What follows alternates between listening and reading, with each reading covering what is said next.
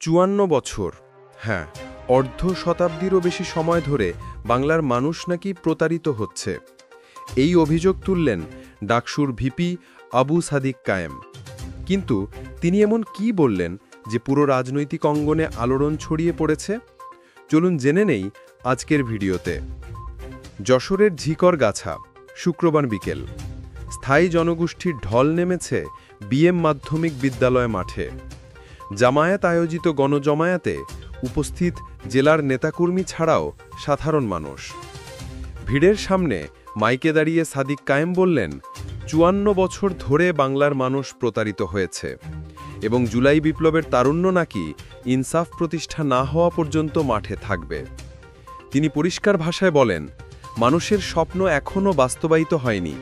যে তারুণ্য জীবন দিয়েছে তারা ন্যায় প্রতিষ্ঠার আগ পর্যন্ত লড়াই চালাবে, প্রয়োজনে আবারও জীবন দেবে।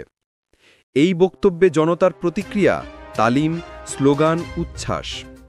আসন্ন জাতীয় নির্বাচনকে ঘিরেও ছিল কড়া বার্তা। যারা জুলাইয়ের চেতনা ধারণ করে, তারুণ্যের ক্ষমতায়ন চায়, জনগণকে তাদের পক্ষেই রায় দিতে হবে। তিনি আরও সতর্ক করলেন, নির্বাচনের আগেই কেউ যদি ক্ষমতা দখলের ঘোষণা দেয়, নব্য ফ্যাসিস্ট হিসাবে ইতিহাসে নাম লিখবে। সাদিক কায়েম জনগণকে আহ্বান জানালেন, নির্বাচনের দিন কেন্দ্র পাহারা দিতে হবে। কেউ পেশি শক্তি ব্যবহার করে জনগণের ভোটাধিকার ছিনিয়ে নিতে পারবে না। এমন বক্তব্যে রাজনীতিতে নতুন আলোচনা? এটা কি নতুন প্রজন্মের রাজনৈতিক যুদ্ধ ঘোষণা? গণজমায়েতে সভাপতিত্ব করেন মোহাম্মদ ইসমাইল হোসেন। প্রধান অতিথি ডাক্তার মোসলে উদ্দিন ফরিদ। এছাড়া উপস্থিত ছিলেন মোহাম্মদ আরমান হোসেন, আব্দুল কাদের, মাওলানা আজিজুর রহমান সহ আরও অনেকে। তাদের দাবি, বাংলাদেশে রাজনীতি হবে জনগণের জন্য, মানবতার জন্য, ইনসাফের জন্য।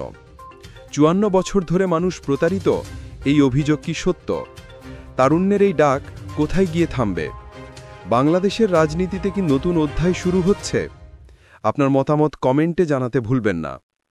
ভিডিওটি ভালো লাগলে লাইক দিন, শেয়ার করুন, আর এমন বিশ্লেষণ ও ব্রেকিং আপডেট পেতে সাবস্ক্রাইব করে পাশে থাকুন।